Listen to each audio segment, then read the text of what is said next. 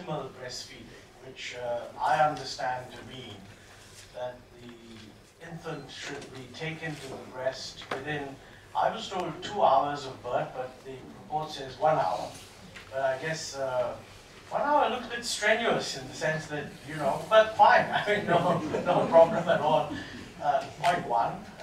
Point two, exclusive breastfeeding. That means no grandmother putting her finger into bits of honey and sort of giving it to the kid, or saying it's very hot, so let's give him a couple of spoons of this, that, and absolutely nothing. Exclusive breastfeeding. And then, of course, the weaning period, where you start supplementing, they say up to 2 years. You know, it depends on how much weaning is taking place, because by then, the number of feeds that the kid has to have is small and the woman can resume her normal activity. Now, one very important, I have no doubt, by the way, that this will bring huge benefits to the child. And that's well documented, and I don't think even questioned. What is not adequately documented, which is stated in the report, is that it's also good for the health of the mother. I mean, all the incidents of ovarian cancer, breast cancer, etc. going down, that is not so widely known. And I think that the third aspect is, of course, the value, which actually I mean, it's quite interesting, but I have a suspicion that it's been put in there because of the belief that the sort of people who decide these things only care about GDP and really don't care about the health of children. So quite honestly, I'm not sure that I want to make much of the fact that this adds to GDP. Everything, almost any civilized activity adds to GDP. So I think you'll spark a lot of PhD type work on this. The important thing is it's very, very good for children's health. And it also seems very good for mothers' health, therefore women's health. And to my mind, that's a sufficient reason. Okay, you want to have GDP, I have no problem there. I note that the GDP impact is even rather cautious, I mean, sensibly you've added in the carbon cost of formula feeding. So, you know, that can become a very long and complicated thing. To my mind, you know, the most interesting thing about this issue, from our point of view in India, is that it doesn't correlate with income. You know, most other things, we say there's too much open defecation, and everybody says, well, when we become developed or a little bit more developed, that'll disappear. There's a lot of things which income growth will take care of, not this one, as was evident from, I think, Julie's charts, which showed that in Australia, 39% is the 6-month exclusive breastfeeding, which is actually lower than India. I don't know whether our data are good, but the average for India is 47%. Though one can question that because, you know, once people, health workers, get the idea that breastfeeding is good, you'll be surprised at how quickly the statistics will begin to reflect it.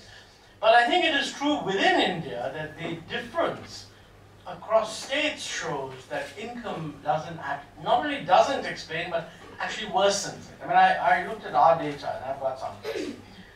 India as a whole, the data is about 47%.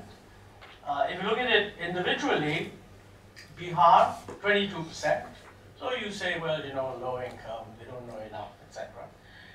You go higher up the range, Gujarat 48, Maharashtra 53, gives the impression that as, you know, development takes place, things improve.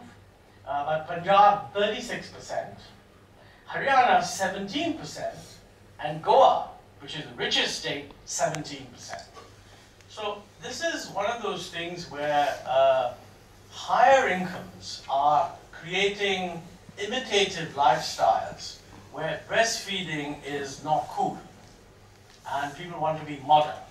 And I think the cow, the cartoon of the cow was delightful. You know, I mean, and this is a real problem. Now I have a radical suggestion here. We tend to have a patronizing approach to the promotion of breastfeeding. I mean, we we, when I say we, I guess many of us, I'm not pointing fingers at anyone. And there is an approach which says that, look, this is ideal for the poor, because, you know, I mean, it'll be so good for the health of their children. It would not be a bad idea if you're having a campaign to aim the campaign at the top of our society, because believe me, as long as smart, well-off, professional women are not doing it, the poor will not do it. They view this as something that's being fobbed off because we don't want to deliver free infant formula. And I mean, it's a logical position that, you know, a rich, well-off woman, even the rich woman, I mean, she can, in the home, make infant formula without too much danger that the water itself is contaminated. As I said, without too much danger. Regrettably, our water supply is not of the kind that one can say absolutely no danger, but not too much danger. But you know, I think what is needed, and what most of these women don't realize is, and this I'm talking about the top 20%, all the women whose families have cars, let's say. What they don't realize is that even if they can give their babies infant formula with little or no or minimal chance of infection, they're actually not giving them as good a product, point A. Point B, they're not doing what they could to reduce their own chance of incurring what can be life-threatening diseases. Now, you know, in a world where knowledge that this is good is the most important thing, now this is where my suggestion becomes radical. Whatever resources you have, and I know that if I think I'm going to leave it to Saida to either dissociate herself from this remark or attribute it to my desire to provoke, because I very often do that. No society, in my view, is going to get the poor to do this if the rich are not doing it. That's very crucial. And I mean, all this information, I mean, you know, a poor woman sitting in her own home, tyrannized not only by her husband but by her mother-in-law, she's not going to be able to tell her mother-in-law that no, it's exclusive breastfeeding, you can't give the kid any water, please don't give a little bit of honey either, because whatever my, paramedical says it's a bad thing. But it's when it becomes recognized that this is what rich people do, that I think habits are likely to change. So this is very important. I'm not saying that we don't aim the message at the poor, but I think we better establish the credibility of the quality of this information by actually aiming it at the rich, because it's not good at all. I mean, I can say from recent. I've recently become, in the last 4 years, become a grandfather 3 times over. And I don't think that that my daughter-in-law they were not fed a lot of information on how good this stuff is.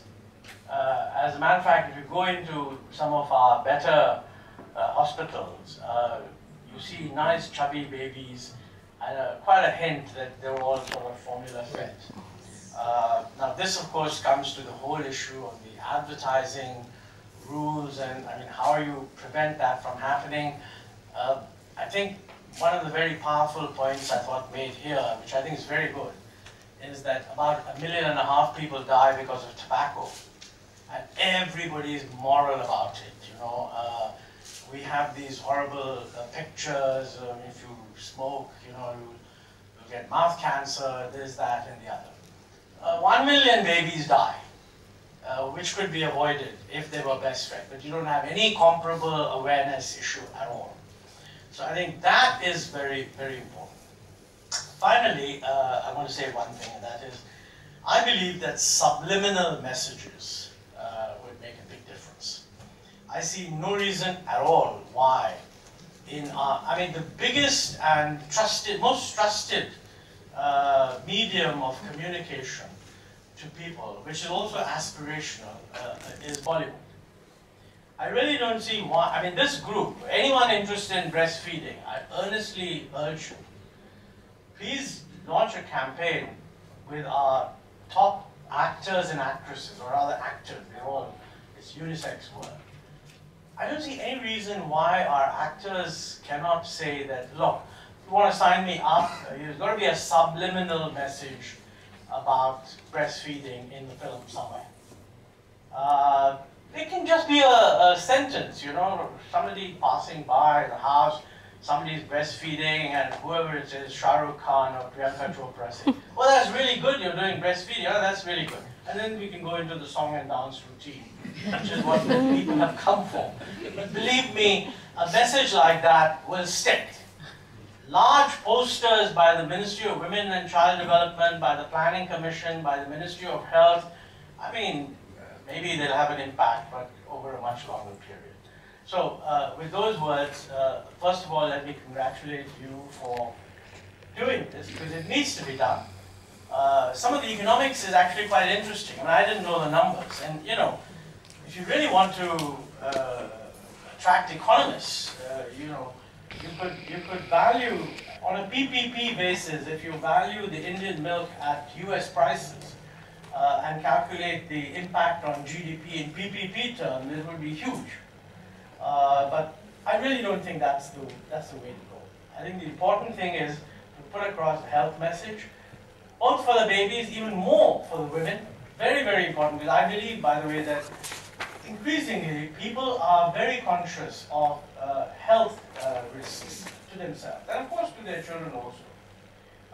And to my mind, in this sort of the elite group that typically sets standards and norms, that sort of message, combined with what I'm calling some subliminal messages, could bring about change in habits.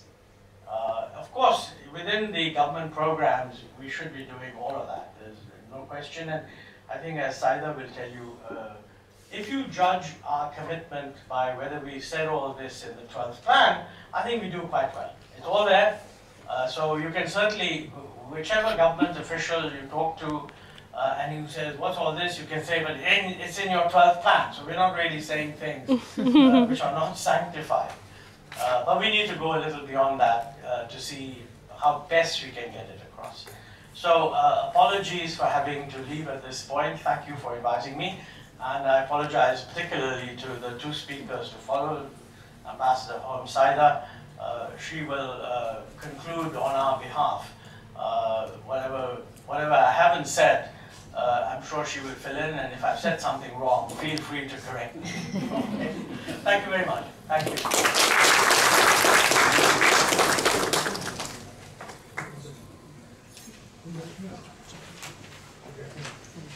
Thank you very much, Mr. Ahluwalia. We'll miss you in the last half an hour. But, as the program continues, we will have a short video of the tool which I mentioned during the opening introduction.